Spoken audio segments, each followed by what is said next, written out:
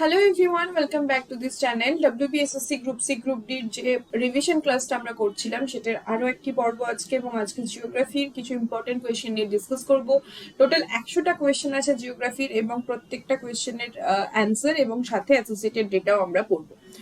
এর আগে যে ক্লাসগুলো হয়ে গেছে সেই ক্লাসের পিডিএফ তোমরা আমাদের টেলিগ্রাম সেকশনে দেখতে পেয়ে যাবে, এবং লিঙ্কও টেলিগ্রাম সেকশনে আপলোড করা হয়। এছাড়া প্লে লিস্ট দেখলেও তোমরা সেই ক্লাসগুলো অ্যাটেন্ড করতে পারবে।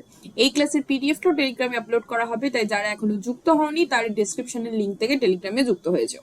ফার্স্ট কোয়েশ্চেন কি আছে দেখা যাক। ফার্স্ট কোয়েশ্চেন হচ্ছে, বিগ ব্যাং থিওরিটি কে দিয়েছিলেন? অপশন এ হচ্ছে অ্যালফ্রেড ওয়েগনার, অপশন বি হচ্ছে George Lemaitre, option C Nicolas Copernicus, option D হচ্ছে ল্যাম্পলেস। তো বিগ ব্যাং থিওরি দিয়েছিলেন অপশন বি, এখানে সঠিক উত্তর জর্জ ল্যামাইটার। কবে দিয়েছিলেন না 1931 খ্রিস্টাব্দে জর্জ ল্যামাইটার বিগ ব্যাং থিওরি দিয়েছিলেন, যেটা বিগ ব্যাং এক্সপ্লোশন নামেও পরিচিত। অ্যালফ্রেড ওয়েগনারের নাম অ্যাসোসিয়েটেড হচ্ছে কন্টিনেন্টাল ড্রিফট থিওরি থেকে, যেখানে তিনি বলেছিলেন যে গোটা যে পৃথিবীর যে ল্যান্ড মাস সেটা একত্রিত অবস্থাতে ছিল, এবং গোটা পৃথিবীর যে জলভাগ সেটাও কানেক্টেড, যেটাকে প্যান্থালাসা এবং প্যানজিয়া দুটো, একটা হচ্ছে মহাদেশ আর একটা হচ্ছে মহাসাগর নামে তিনি নামকরণ করেছিলেন। এখানে খেয়াল রাখবে বিগ ব্যাং থিওরি অনুযায়ী গোটা ইউনিভার্সের এজ হচ্ছে 13.8 বিলিয়ন ইয়ার্স। এটা হচ্ছে ইউনিভার্সের বয়স।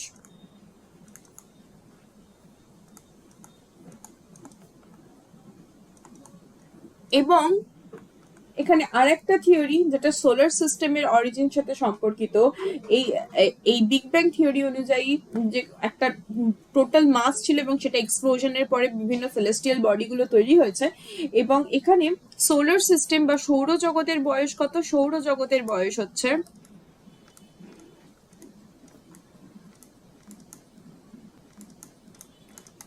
4.8 বিলিয়ন ইয়ার। ওকে, এইটুকু জিনিস মনে থাকবে। এখানে আরেকটা হাইপোথিসিস যেটা হচ্ছে নেবুলার হাইপোথিসিস। এই নেবুলার হাইপোথিসিস কে দিয়েছিলেন? নেবুলার হাইপোথিসিস দিয়েছিলেন Immanuel Kant. Okay, nebular hypothesis হচ্ছে ইমানুয়েল কান্ট।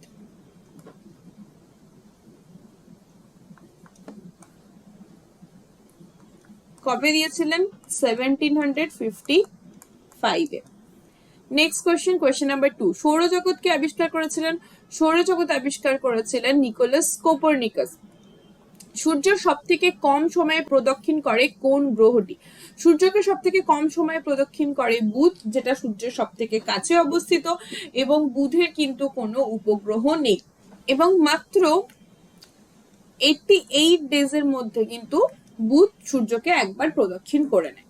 শুক্র হচ্ছে সব থেকে হটেস্ট প্ল্যানেট, সব থেকে উষ্ণতম প্ল্যানেট হচ্ছে শুক্র, কারণ এখানে সালফিউরিক অ্যাসিডের ক্লাউড থাকে, এবং সালফিউরিক অ্যাসিডের ক্লাউড থাকার জন্য এটা প্রচুর হিট ট্র্যাপ করে রাখতে পারে। এটা হচ্ছে উষ্ণতম গ্রহ, এবং শুক্রর আর এক নাম হচ্ছে শুক তারা বা সন্ধ্যা তারা নামেও পরিচিত। এটা কেন উষ্ণতম? এখানে কিন্তু খেয়াল রাখবে H2SO4 এর মেঘ থাকে, যার জন্য এটা প্রচুর হিট ট্র্যাপ করে রাখতে পারে। এবং সব থেকে স্লোয়েস্ট রোটেশন দেখায় এখানে, মানে নিজের অক্ষের চারপাশে ঘুরতে সব থেকে বেশি সময় নেয়, এবং এটা সব থেকে উজ্জ্বলতম গ্রহ, যেটাকে শুক তারা বলা হয় বা সন্ধ্যা তারাও বলা হয়।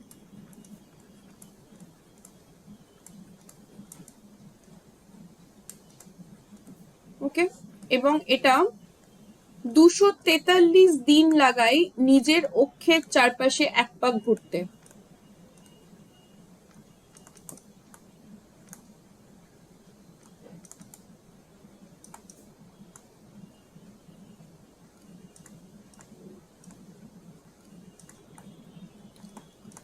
ওকে, এটার আর এক নাম হচ্ছে লুসিফার, যেটাকে বলা হয় লাইট ব্রিঙ্গার, লুসিফার। এবং এই শুক্রেরও কিন্তু কোনো উপগ্রহ নেই, কোনো উপগ্রহ নেই। এবং প্রত্যেকটা সৌরজগতের প্রত্যেকটা গ্রহ পশ্চিম থেকে পূর্ব দিকে ঘোরে। সৌরজগতের অন্যান্য গ্রহগুলো যেমন পৃথিবী, বুধ, সেটা পশ্চিম থেকে পূর্ব দিকে ঘোরে। কিন্তু শুক্র এবং ইউরেনাস এরা কিন্তু পূর্ব থেকে পশ্চিম দিকে ঘোরে।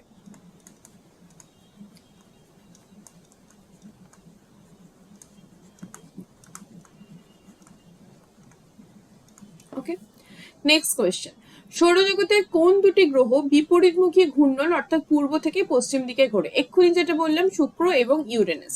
কোয়েশ্চেন নাম্বার 5, সৌরজগতের নীল গ্রহ কাকে বলা হয়? সৌরজগতের নীল গ্রহ বলা হয় পৃথিবীকে। এবং পৃথিবীর একটা মাত্র ন্যাচারাল স্যাটেলাইট রয়েছে বা প্রাকৃতিক উপগ্রহ রয়েছে, যেটা হচ্ছে চাঁদ বা মুন। এবং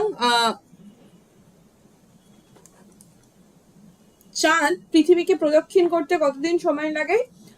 28 দিন সময় লাগায়। এবং চাঁদের আর্নিক গতি এবং বার্ষিক গতি দুটোই কিন্তু ইকুয়াল।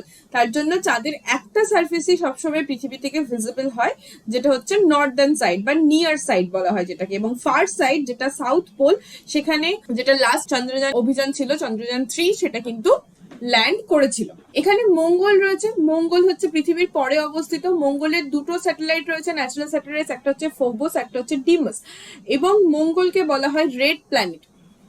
মঙ্গলকে বলা হয় রেড প্ল্যানেট। এবং মঙ্গলের পরে রয়েছে অ্যাস্টেরয়েড বেল্ট। এই অ্যাস্টেরয়েড বেল্টের আগের দিকের গ্রহগুলোকে বলা হয় টেরেস্ট্রিয়াল প্ল্যানেট।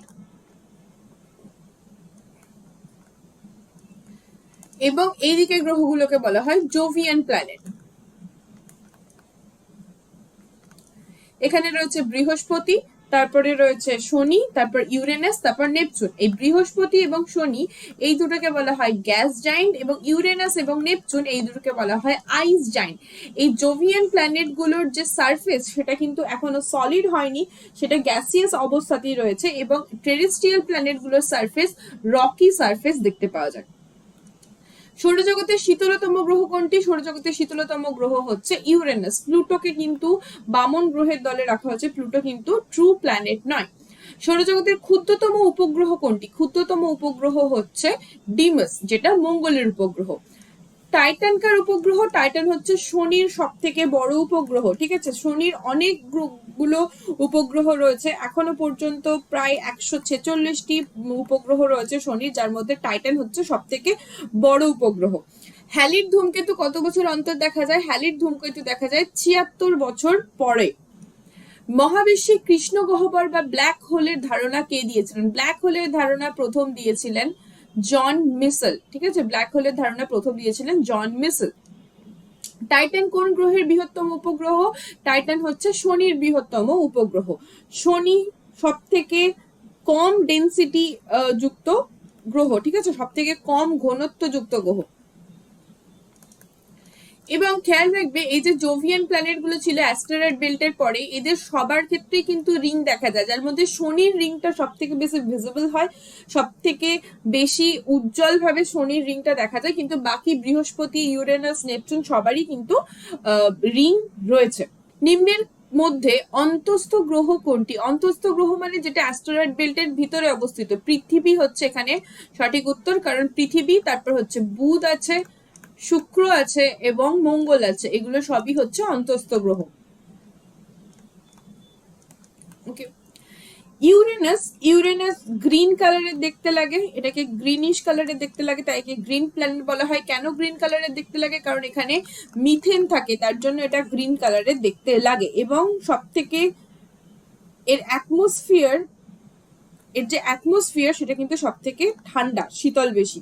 এবং এটাও শুক্রের মতো পূর্ব থেকে পশ্চিম দিকে রোটেট করে।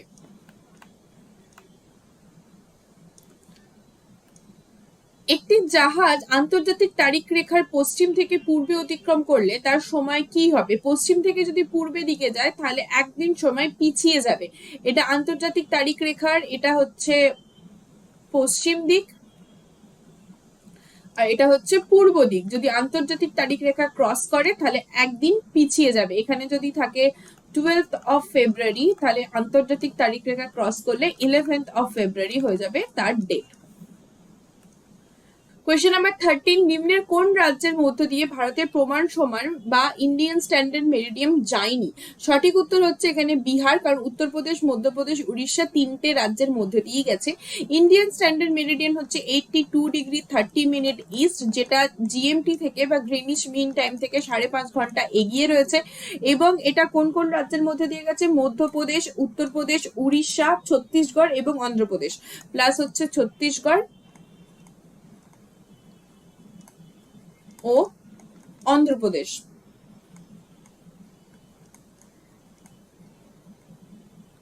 ঠিক আছে, এনে ট্রপিক অফ ক্যান্সার আর ইন্ডিয়ান স্ট্যান্ডার্ড মেরিডিয়ান যেখানে ক্রস করেছে সেটা হচ্ছে ছত্তিশগড়ের বৈকুণ্ঠপুর এলাকাতে। এটা হচ্ছে ছত্তিশগড়ের বৈকুণ্ঠপুর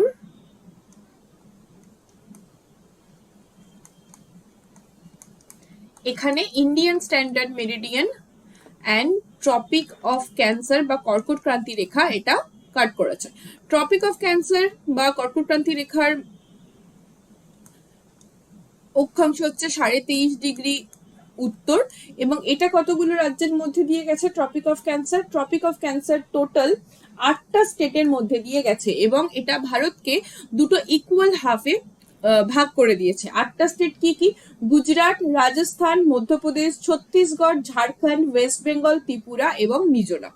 ঠিক আছে, গুজরাট, রাজস্থান, মধ্যপ্রদেশ, ছত্তিশগড়, ঝাড়খণ্ড, ওয়েস্ট বেঙ্গল, ত্রিপুরা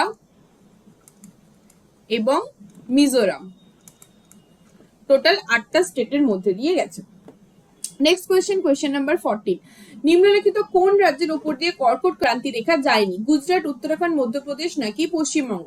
সঠিক উত্তর হচ্ছে এখানে অপশন বি, উত্তরাখণ্ড। উত্তরাখণ্ডের মধ্যে দিয়ে কিন্তু কর্কট ক্রান্তি রেখা যায়নি।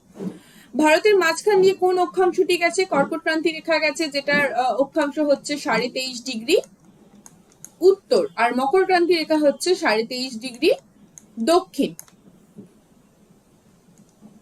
ভারতের প্রমাণ দাঘিমার সময় কোন শহরের ওপর দিয়ে গেছে? মুম্বাই, এলাহাবাদ, আহমেদাবাদ নাকি জয়পুর? সঠিক উত্তর হচ্ছে এখানে এলাহাবাদ। এলাহাবাদের ওপর দিয়ে গেছে। ভারতের প্রমাণ সমান বা আইএসটি ও গ্রিনিচ মিন টাইমের মধ্যে সময়ের পার্থক্য কত? 5.5 ঘন্টা, একটু আগেই বললাম। মহাবিষুব কোন তারিখে হয়? মহাবিষুব হচ্ছে 21শে মার্চ। ঠিক আছে, এখানে বিষুব কথার অর্থ হচ্ছে সমান দিন এবং রাত্রি। মহাবিষুবের দিন উত্তর গোলার্ধে এবং দক্ষিণ গোলার্ধে সমান দিন ও রাত্রি দেখতে পাওয়া যায়। এখানে টোটাল 4টে ডেট মনে রাখতে হবে, একটা হচ্ছে 21শে মার্চ আর আরেকটা হচ্ছে 23শে সেপ্টেম্বর। 21শে মার্চ এবং 23শে সেপ্টেম্বর এই দুই দিন বিষুব মানে মহাবিষুব হচ্ছে, একটা হচ্ছে জলবিষুব আর একটা হচ্ছে মহাবিষুব। এই দুটো তারিখে গোটা পৃথিবীতে সমান দিন ও রাত্রি হচ্ছে, এটা হচ্ছে মহাবিষুব, এটা হচ্ছে জলবিষুব।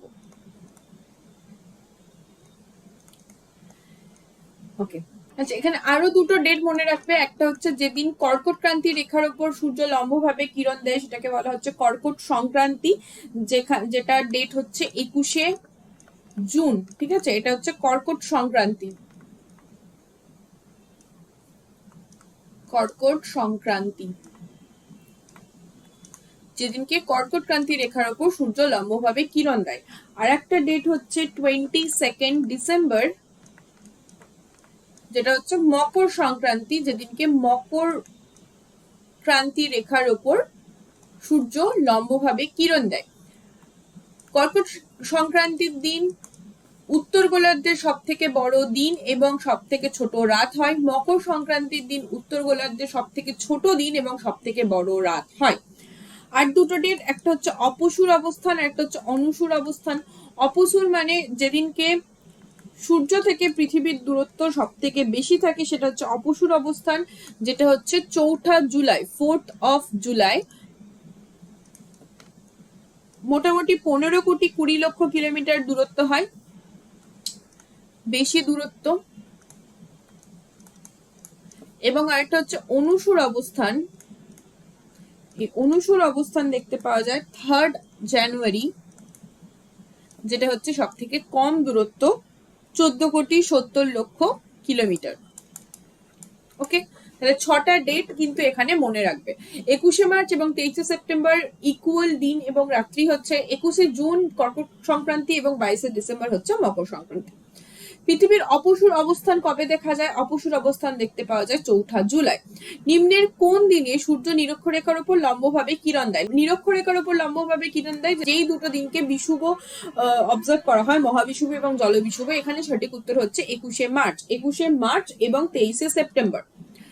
পর্জল মৃত্তিকা সাধারণত কোন অঞ্চলে দেখতে পাওয়া যায়? পর্জল মৃত্তিকা বলা হয় পার্বত্য অঞ্চলের মৃত্তিকাকে। পার্বত্য অঞ্চলের মৃত্তিকার মধ্যে প্রচুর পরিমাণে হিউমাস থাকে এবং সেটাকে পর্জল মৃত্তিকা বলা হয়। প্রাচীন পলি সমৃদ্ধ মাটিকে কি বলা হয়? প্রাচীন পলি সমৃদ্ধ মাটিকে বলা হয় ভাঙর। এখানে রেগুর মৃত্তিকা হচ্ছে কৃষ্ণ মৃত্তিকা, যেখানে তুলা চাষ ভালো হয়, এটা হচ্ছে কৃষ্ণ মৃত্তিকা। মহারাষ্ট্র অঞ্চলে দেখতে পাওয়া যায়, গুজরাট অঞ্চলে দেখতে পাওয়া যায়। এখানে ভাবর, এটা হচ্ছে শিবালিকের পাদদেশে অঞ্চলে যে একটা ন্যারো বেল্ট রয়েছে সেটাকে বলা হচ্ছে ভাবর। এবং খাদার, এটা হচ্ছে নবীন পলি সমৃদ্ধ মাটি। এটা হচ্ছে নবীন পলি সমৃদ্ধ মাটি। আর ভাবর হচ্ছে শিবালিক পার্বত্য অঞ্চলের তলদেশের অঞ্চল।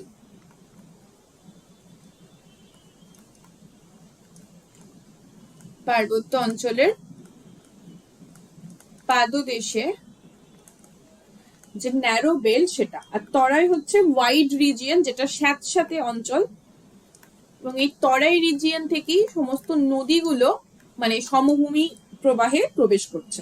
Next question number 23। গম চাষের জন্য কোন মাটি সব থেকে ভালো? গম চাষের জন্য ভালো হচ্ছে সব থেকে দোআঁশ মাটি।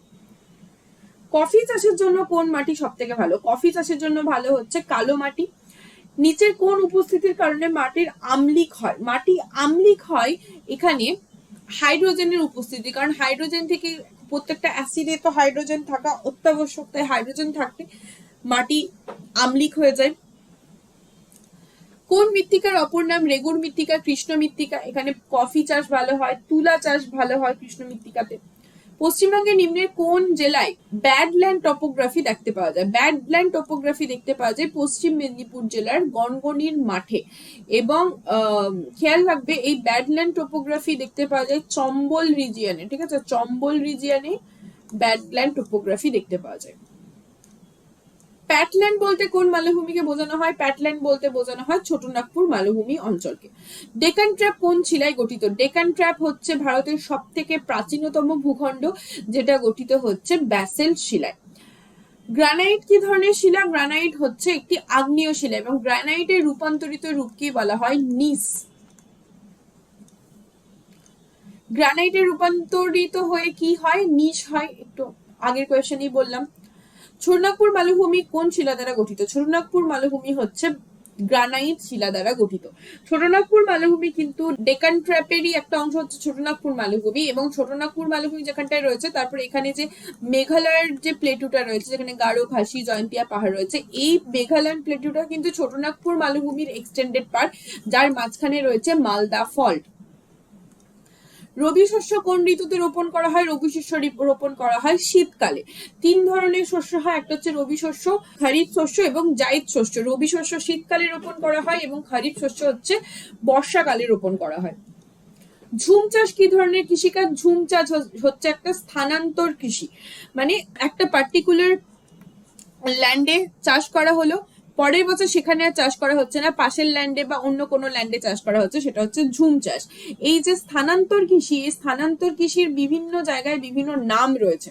এই স্থানান্তর কৃষির বাস্তার অঞ্চল বা ছত্তিশগড় অঞ্চলে,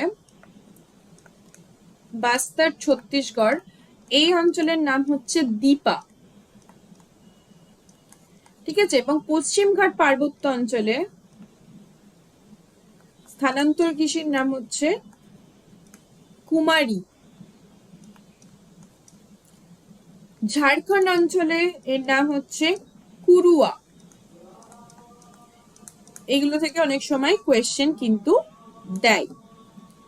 নেক্সট কোয়েশ্চেন, নিম্নের কোন রাজ্যে ঝুম চাষ দেখতে পাওয়া যায়? ঝুম চাষ দেখতে পাওয়া যায় আসামে। কোনটি একটি খারিফ ফসলের উদাহরণ? খারিফ ফসলের উদাহরণ হচ্ছে পাট। নিম্নের কোন ফসলকে তৃষ্ণাভ ফসল বলা হয়? তৃষ্ণাভ ফসল বলা হয় ধানকে, কারণ ধানে প্রচুর পরিমাণে জল লাগে। নিম্নলিখিত কোনটি গ্রীষ্মকালীন ফসল? গ্রীষ্মকালীন ফসল হচ্ছে জাইদ ফসল, যেটা শীতকাল মানে যে রবি শস্য কাটা হচ্ছে এবং খারিফ শস্য বোনা রোপণ করা হচ্ছে তার মাঝখানে চাষ করা হয়। গম উৎপাদনে ভারতের কোন রাজ্য প্রথম? গম উৎপাদনে প্রথম হচ্ছে উত্তরপ্রদেশ। কোন রাজ্যে সর্বাধিক ধান উৎপন্ন হয়? ধান উৎপন্ন হয় সর্বাধিক পশ্চিমবঙ্গে, তাই পশ্চিমবঙ্গকে ভারতের ধানের গোলা বলা যেতে পারে এবং পশ্চিমবঙ্গের বর্ধমান জেলাকে পশ্চিমবঙ্গের ধানের গোলা বলা হয়। ভারতের সবুজ বিপ্লব কোন কোন ফসল উৎপাদনের ক্ষেত্রে সব থেকে সফল হয়েছিল? ভারতের সবুজ বিপ্লব সফল হয়েছিল গম এবং চাল উৎপাদনে। ধূসর বিপ্লব কিসের সঙ্গে জড়িত? ধূসর বিপ্লব হচ্ছে সার উৎপাদনের সঙ্গে জড়িত। তৈলবীজের সঙ্গে জড়িত হচ্ছে ইয়েলো রিভলিউশন। গম উৎপাদন ওভারঅল গ্রিন রিভলিউশনের সঙ্গে জড়িত এবং পেট্রোলিয়াম উৎপাদনের সঙ্গে জড়িত হচ্ছে ব্ল্যাক রেভলিউশন। এটা হচ্ছে black revolution. Golden revolution fruit এবং হানির সাথে জড়িত। ফার্টিলাইজারের সাথে তো গ্রে রেভলিউশন হয়ে গেল। পিঙ্ক রেভলিউশন হচ্ছে অনিয়ন, পেঁয়াজের সাথে জড়িত। এবং রেড রেভলিউশন টমেটো এবং মাংস।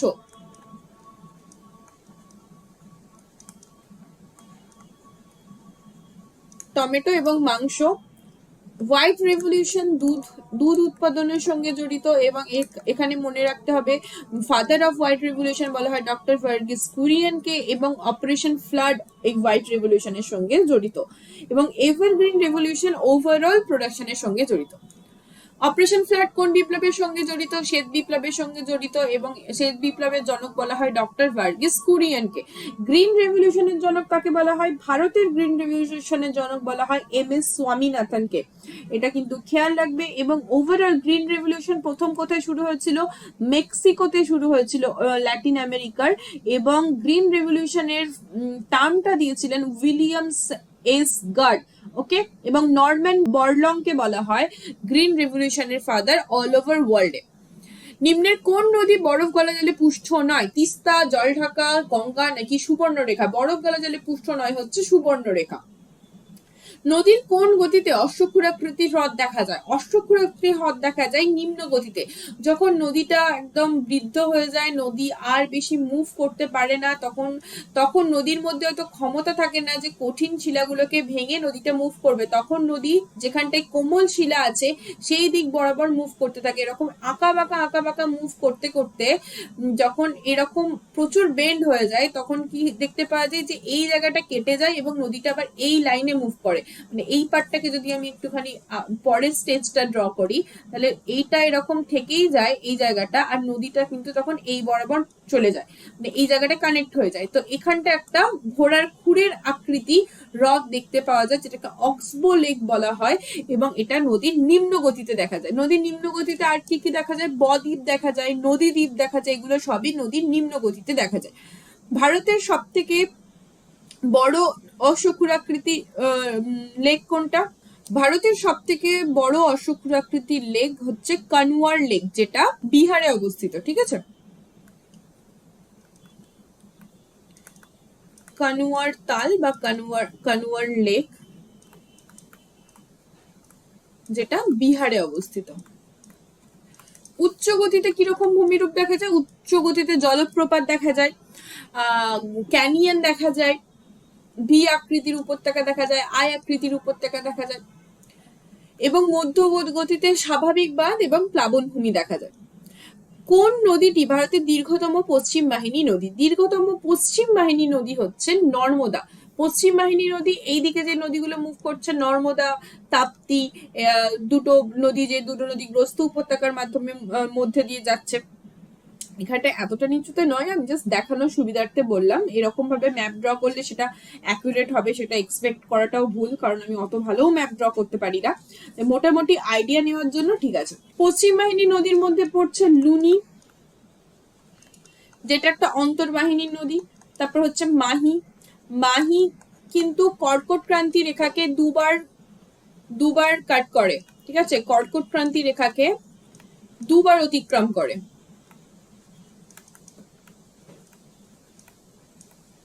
দুবার অতিক্রম করে। কৃষ্ণা, তিস্তা, মহানদী। মহানদী এবং কৃষ্ণা এগুলো তো পশ্চিম বাহিনী নদী, তিস্তা তো উত্তর ভারতের নদী। আচ্ছা, লুনি যে নদীটি অন্তর্বাহিনী নদী, এটা কচ্ছের রণ অঞ্চলে হারিয়ে যায়, কোথাও গিয়ে মেশে না। তাপি, নর্মদা এবং কিছু নদী আছে গোয়ার রিজিয়নে, যেমন হচ্ছে জোয়ারি রিভার। এই জোয়ারি রিভারকে লাইফ লাইন অফ গোয়া বলা হয়, এবং এখানে এর যে মোহনা অঞ্চল, সেই মোহনা অঞ্চলে গোয়ার রাজধানী পানাজি অবস্থিত। এবং পেরিয়ার নদী, যেটাও কিন্তু একটা পশ্চিম বাহিনী নদী, পেরিয়ার নদীকে লাইফ লাইন অফ কেরালা বলা হয়। ঠিক আছে, পেরিয়ার নদীকে লাইফ লাইন অফ কেরালা বলা হয়, এটাও একটা পশ্চিম বাহিনী নদী। নেক্সট কোয়েশ্চেন নাম্বার 47, নিম্নের কোনটি গঙ্গার উপনদী নয়? ঘরঘরা, গোমতী, মাতলা, যমুনা। গঙ্গার উপনদী নয় হচ্ছে মাতলা। মাতলা সুন্দরবনের একটা নদী, যেটা হচ্ছে জোয়ার ভাটা জলে পুষ্ট। গঙ্গা নদীর অনেক উপনদী রয়েছে, যার মধ্যে ইম্পর্টেন্ট, সব থেকে বেশি ইম্পর্টেন্ট হচ্ছে যমুনা নদী, যেটা প্যারালালি আসছে এবং এলাহাবাদ বা প্রয়াগরাজের কাছে এসে গঙ্গার সাথে মিশছে। এছাড়া গঙ্গার আর কি কি উপনদী রয়েছে ইম্পর্টেন্ট? যমুনারও উপনদীগুলো মনে রাখতে হবে, যেমন হচ্ছে চম্বল, সিন্ধ, বেতুয়া, কেন, এগুলো সবই হচ্ছে যমুনার উপনদী, যার মধ্যে টন হচ্ছে সব থেকে বড় উপনদী যমুনার। এবং যমুনা গিয়ে মিশছে গঙ্গার সাথে। গঙ্গার যে আরো উপনদীগুলো রয়েছে, ঘরঘোড়া, গোমতী, গন্ডক, কোশি, রামগঙ্গা, এগুলো সবই হচ্ছে গঙ্গার উপনদী। পশ্চিমবঙ্গের মালভূমি অঞ্চলের দীর্ঘতম নদী কোনটি? পশ্চিমবঙ্গের মালভূমি অঞ্চলের দীর্ঘতম নদী হচ্ছে দামোদর নদী। বিহারের দুঃখ কাকে বলা হয়? বিহারের দুঃখ বলা হয় কোশি নদীকে। দামোদরকে বলা হয় বাংলার দুঃখ, এবং মহানদীকে বলা হয় উড়িষ্যার দুঃখ, এবং তিস্তাকে বলা হয় উত্তরবঙ্গের ত্রাসের নদী। উত্তরবঙ্গের ত্রাসের নদী।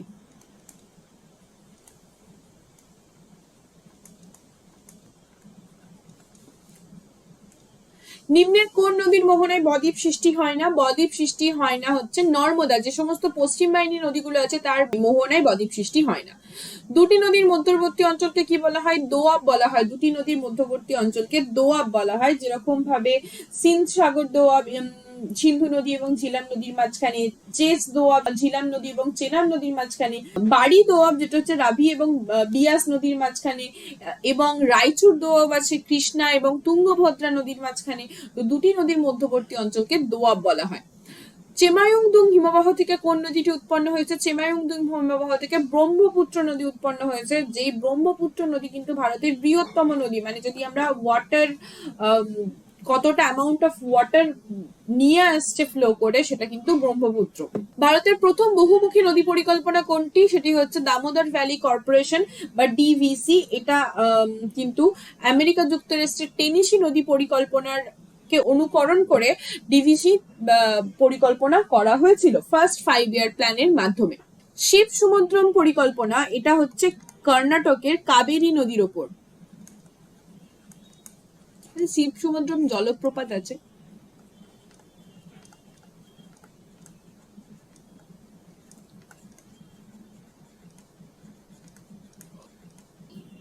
কোয়েশ্চেন নাম্বার 54, নিম্নের কোনটি অন্তর্বাহিনী নদীর উদাহরণ নয়? অন্তর্বাহিনী নদীর উদাহরণ নয় হচ্ছে এখানে মহানদী, বাকি সবগুলোই কিন্তু অন্তর্বাহিনী নদী। নিম্নের কোন নদী বঙ্গোপসাগরে পতিত হয়নি? গঙ্গা, গোদাবরী, কাবেরী নাকি মাহি? মাহি আরব সাগরে মানে পড়েছে। কোন নদী কর্কটক্রান্তি রেখাকে 2 বার অতিক্রম করেছে? একটু আগেই বললাম, মাহি কর্কটক্রান্তি রেখাকে 2 বার অতিক্রম করেছে। সাতপুরা এবং বিন্ধ্য পর্বতের মধ্য দিয়ে কোন নদীর প্রবাহিত হয়েছে? সাতপুরা এবং বিন্ধ্য পর্বতের গ্রস্ত উপত্যকা দিয়ে প্রবাহিত হয়েছে নর্মদা নদী। শিব সমুদ্রম জলপ্রপাত কোন নদীর ওপর অবস্থিত? শিব সমুদ্রম জলপ্রপাত কাবেরী নদীর ওপর অবস্থিত। নর্মদা নদীর ওপর কোন জলপ্রপাত অবস্থিত? ধোঁয়াধার এবং কপিলধারা জলপ্রপাত নর্মদা নদীর ওপর অবস্থিত। সেরকম ভাবে খেয়াল রাখবে, চম্বল নদীর তীরে চুলিয়া জলপ্রপাত, সুবর্ণরেখা নদীর উপরে হুড্রু জলপ্রপাত, এগুলো কিন্তু বেশ ইম্পর্টেন্ট। নিম্নের কোন বাঁধটি ভাগীরথী নদীর উপর অবস্থিত? তেহরি, উকাই, সর্দার সরোবর ড্যাম নাকি হীরাকুদ ড্যাম? হীরাকুদ হচ্ছে মহানদীর ওপর, সর্দার সরোবর নর্মদা নদীর ওপর, উকাই ড্যাম হচ্ছে তাপি নদীর ওপর, এবং তেহরি হচ্ছে ভাগীরথী নদীর ওপর। ভাগীরথী নদীর ওপর তেহরি ড্যাম অবস্থিত, যেটা উত্তরাখণ্ডের, এবং এটা হচ্ছে হাইয়েস্ট ড্যাম ইন্ডিয়ার সব থেকে হাইয়েস্ট ড্যাম, এবং ভাকরা নাঙ্গাল ড্যাম সেটা কিন্তু হাইয়েস্ট গ্র্যাভিটি ড্যাম। ঠিক আছে, ভাকরা নাঙ্গাল দুটো প্রজেক্ট, একটা হচ্ছে ভাকরা ড্যাম যেটা হিমাচল প্রদেশে অবস্থিত, এবং নাঙ্গাল ড্যাম যেটা হচ্ছে পাঞ্জাবে অবস্থিত। এবং হিমাচল প্রদেশের যে ভাকরা নাঙ্গাল ড্যামটা রয়েছে, সেই ভাকরা নাঙ্গাল ড্যামের যে ওয়াটার রিজার্ভারটা, সেই ওয়াটার রিজার্ভারটার নাম হচ্ছে গোবিন্দ সাগর লেক। এটাও কিন্তু একটুখানি খেয়াল রাখবে। ওকে, এছাড়া আর কি ড্যাম ইম্পর্টেন্ট রয়েছে, এছাড়া হচ্ছে রিহান্দ ড্যাম। রিহান্দ ড্যাম যেটা গোবিন্দ বল্লভ পন্ত সাগর রিজার্ভার, যেটা largest artificial lake in India, এটাও কিন্তু উত্তরপ্রদেশে অবস্থিত। গঙ্গোত্রী হিমবাহ কোন রাজ্যে অবস্থিত? গঙ্গোত্রী হিমবাহ অবস্থিত উত্তরাখণ্ডে। ভারতের খনিজ ভান্ডার কাকে বলা হয়? খনিজ ভান্ডার বলা হয় ছোটনাগপুর মালভূমি অঞ্চলকে। পশ্চিমবঙ্গের বর্তমানে ইউনেস্কো হেরিটেজ সাইটের সংখ্যা কয়টি? ইউনেস্কো হেরিটেজ সাইটের সংখ্যা হচ্ছে 3টি। কি কি?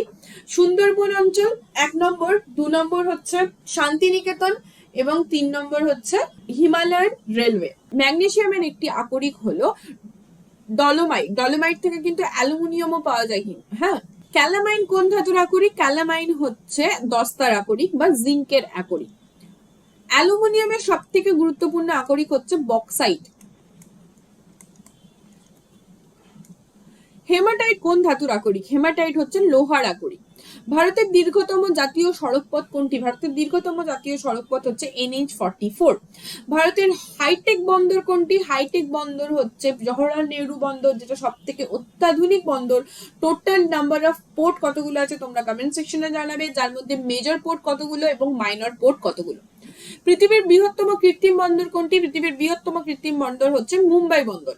দক্ষিণ ভারতের কাশি কাকে বলা হয়? দক্ষিণ ভারতের কাশি বলা হয় মাদুরাইকে। কোন শহরকে ভারতের অর্থনৈতিক রাজধানী বলা হয়? অর্থনৈতিক রাজধানী বলা হয় মুম্বাইকে। ভারতের ডেট্রয়েট কোন শহরকে বলা হয়? ভারতের ডেট্রয়েট বলা হয় চেন্নাইকে। বেঙ্গালুরুকে বলা হয় গ্রিন সিটি, এবং মুম্বাইকে বলা হয় সিটি অফ ড্রিমস বলা হয়। সিটি অফ জয় কাকে বলা হয়? সিটি অফ জয় বলা হয় কলকাতাকে। ভারতের হলুদ শহর কাকে বলা হয়? হলুদ শহর বলা হয় জয়সলমেরকে। সিটি অফ ডেস্টিনি কোন শহরকে বলা হয়? সিটি অফ ডেস্টিনি বলা হয় বিশাখাপত্তনমকে। নালী ক্ষয় কিসের মাধ্যমে সংঘটিত হয়? নালী ক্ষয় হয় জলপ্রবাহের মাধ্যমে সংঘটিত হয়। বাজাদা সাধারণ কোন অঞ্চলে দেখা যায়? বাজাদা একটা ভূমিরূপ যেটা হচ্ছে মরুভূমি অঞ্চলে দেখা যায় এবং বায়ু প্রবাহের ফলে সৃষ্টি হয়, যেমন হচ্ছে হামাদা, ধ্রিয়ান্দ, এগুলো সবই মরুভূমি অঞ্চলে দেখতে পাওয়া যায়। পেডিমেন্ট কিসের সঞ্চয় কার্যের ফলে হয়? পেডিমেন্ট হচ্ছে বায়ুর সঞ্চয় কার্যের ফলে হয়। বায়ুর ক্ষয় কার্যের ফলে যে মাশরুম রক টাইপের ভূমিরূপ দেখা যায় সেটাকে বলা হয় গৌর। ঠিক আছে, গৌর, বা ইংলিশে এটাকে মাশরুম রকই বলা হয়। নিম্নলিখিত কোনটি হিমবাহের সঞ্চয় কার্যের ফলে গঠিত ভূমিরূপ নয়?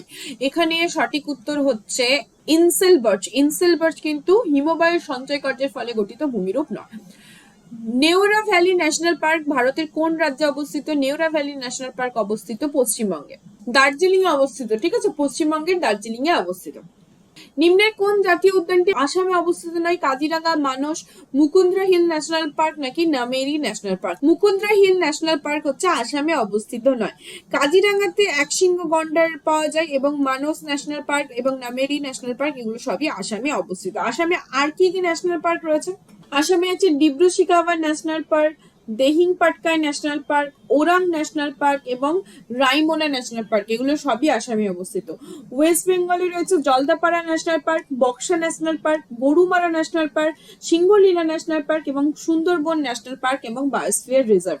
ঠিক আছে, টোটাল 6টা ইম্পর্টেন্ট, মানে টোটাল 6টাই ন্যাশনাল পার্ক রয়েছে। এছাড়া পাশের রাজ্য যদি আমরা মেঘালয়তে দেখি, মেঘালয়তে নকরেক ন্যাশনাল পার্ক আছে, মণিপুরে লোকটাক লেক বা কেইবুল লামজাও ন্যাশনাল পার্ক আছে, আন্দামান নিকোবর আইল্যান্ডে অনেকগুলো ন্যাশনাল পার্ক আছে, যেমন হচ্ছে saddle pick national park, north button national park, middle button national park, south button island national park, ঝাঁসি রানী ন্যাশনাল পার্ক, রানী ঝাঁসি island national park, Mount Harriet national park, Mahatma Gandhi national park, এগুলো সবই আন্দামান নিকোবর দ্বীপপুঞ্জে অবস্থিত। First reserve forest in India হচ্ছে Satpura national park, যেটা এখন Satpura tiger reserve নামেও পরিচিত। Total biosphere reserve রয়েছে 18টি, এবং যার মধ্যে সব থেকে ওল্ডেস্ট হচ্ছে Nilgiri biosphere reserve. Nilgiri biosphere reserve সেটা সব থেকে ওল্ডেস্ট বায়োস্ফিয়ার রিজার্ভ এবং এটা 3টে স্টেটের মধ্যে বিস্তৃত, একটা হচ্ছে কেরালা, তামিলনাড়ু এবং কর্ণাটকা। এবং সব থেকে বড় বায়োস্ফিয়ার রিজার্ভ হচ্ছে কচ্ছের রানের biosphere reserve. Keoladeo national park কোন রাজ্যে অবস্থিত? কেওলাদেও ন্যাশনাল পার্ক অবস্থিত হচ্ছে রাজস্থানে। রাজস্থানে অবস্থিত কেওলাদেও ন্যাশনাল পার্ক, যেটার আগের নাম ছিল ভরতপুর বার্ড স্যাংচুয়ারি, এবং এই কেওলাদেও ন্যাশনাল পার্ক কিন্তু মন্ট্রিয়াক্স রেকর্ডের মধ্যেও রয়েছে। Dibang Dihang biosphere reserve, Dibang Dihang biosphere reserve অবস্থিত অরুণাচল প্রদেশে। বায়োস্ফিয়ার রিজার্ভ তো টোটাল কতগুলো আছে বলেই দিলাম, 18টা রয়েছে টোটাল। এবং ইউনেস্কোর একটা man and biosphere reserve programme ছিল, যার মাধ্যমে 12টা বায়োস্ফিয়ার রিজার্ভ কিন্তু রয়েছে এই প্রোগ্রামের আন্ডারে। পশ্চিমবঙ্গের সঙ্গে কয়টি রাজ্যে সীমানা স্পর্শ করেছে? পশ্চিমবঙ্গের সঙ্গে 5টি রাজ্য সীমানা স্পর্শ করেছে। কি কি? বিহার, ঝাড়খণ্ড, উড়িষ্যা, সিকিম এবং আসাম। কোন রাজ্যের সঙ্গে পশ্চিমবঙ্গ সর্বনিম্ন দৈর্ঘ্যের সীমানা রয়েছে? সব থেকে কম দৈর্ঘ্য সীমানা রয়েছে সিকিমের সাথে। ভারতের গ্লাস্কো পশ্চিমবঙ্গের কোন শহরকে বলা হয়? ভারতের গ্লাস্কো বলা হয় হাওড়াকে। পশ্চিমবঙ্গে কতগুলি জাতীয় উদ্যান রয়েছে? পশ্চিমবঙ্গে জাতীয় উদ্যান রয়েছে 6টি। ন্যাশনাল পার্ক কি কি? একটা হচ্ছে জলদাপাড়া, বক্সা, গরুমারা, নেওরা ভ্যালি, সিঙ্গলীলা এবং সুন্দরবন।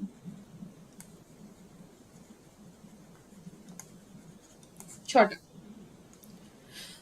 ভারতে প্রথম কোন রাজ্য কার্পাস বয়ন শিল্প গড়ে উঠেছিল? প্রথম কার্পাস বয়ন শিল্প গড়ে উঠেছিল পশ্চিমবঙ্গে।